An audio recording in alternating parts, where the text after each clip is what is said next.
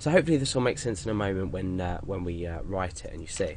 So I'm going to say file equals read dir this time, and we're applying the handle into that. So we're reading in the handle that we've already opened with open dir. Now let me explain what happens in this loop. Every time we go around this loop, file is going to equal the next file along. So in this case we have, let's just double check, we've got 3 files here. So for the first loop we'll equal first file.txt, then second file.txt, then third file.txt.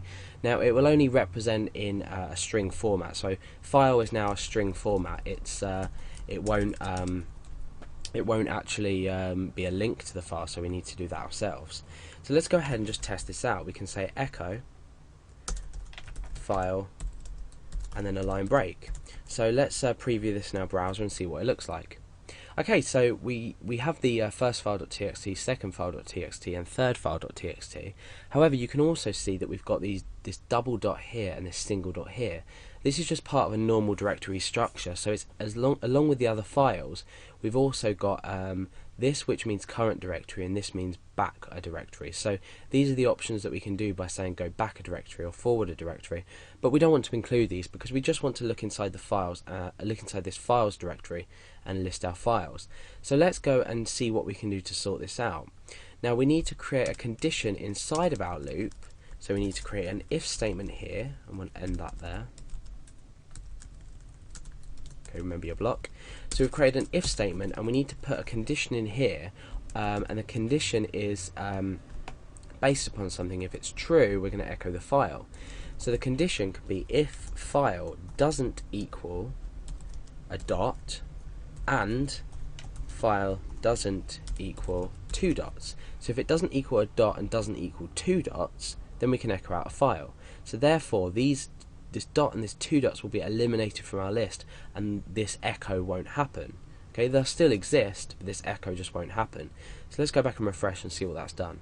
Okay, so that's got rid of the 1 and the 2 dots there. So we've achieved that just simply with an if statement here. Okay, so now what I want to do is create links to the files. And we can do this just by appending on an href equals, and then that's the start of the a tag, and then we end the a tag there, just like you'd do in an HTML document, a normal HTML document. Now the link is going to be the directory and then / the file. So inside here what we can do is just append on directory.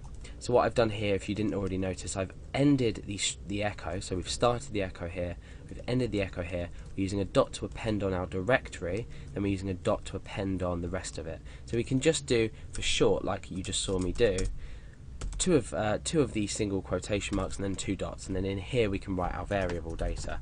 So it's directory, and then it's / and then 2 more dots, 2 more single quotation marks, and file. So now what we can see is when we refresh, you can see that these are links. Now if you look at the bottom of the video in the left-hand corner, you can see localhost /series /file handling /files, and then first file.txt. If I move my mouse down to the second one, you can see that at the bottom of the video, in the bottom of the browser, it changes to second file, and the same with third file. So now what we can do is click on these and view the contents of the first file, view the contents of the second file, and view the contents of the third file, which you can see I've just written the first file, second file and third file.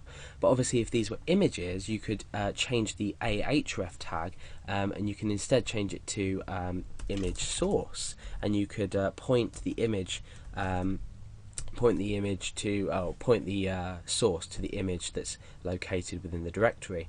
And you could also talk about